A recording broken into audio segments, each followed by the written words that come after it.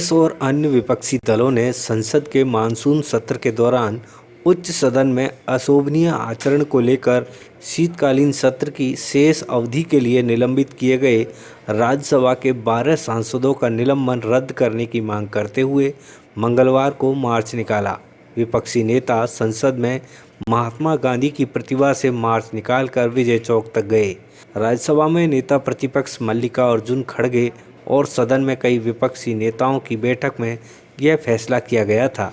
इस दौरान कांग्रेस नेता राहुल गांधी ने विजय चौक पर पत्रकारों से कहा कि यह भारत की जनता की आवाज़ को कुचलने का प्रतीक है।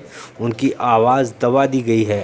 उन्होंने कुछ भी गलत नहीं किया है। हमें संसद में महत्वपूर्ण मुद्दों पर चर्चा करने की अनुमति नहीं है।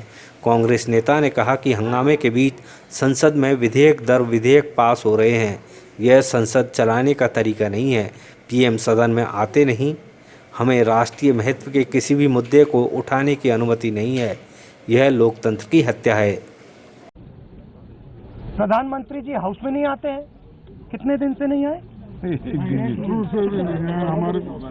13 दिन हो गए प्रधानमंत्री हाउस में नहीं आते हैं। एक दिन आते नहीं है। ये कोई तरीका नहीं है लोकतंत्र को चलाने का। We have here our suspended members.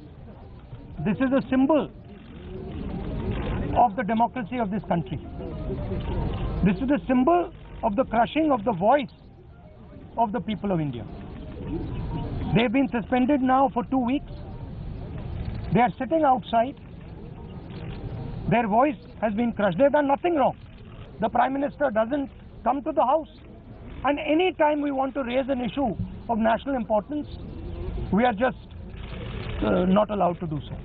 It's a very unfortunate killing of democracy that is taking place.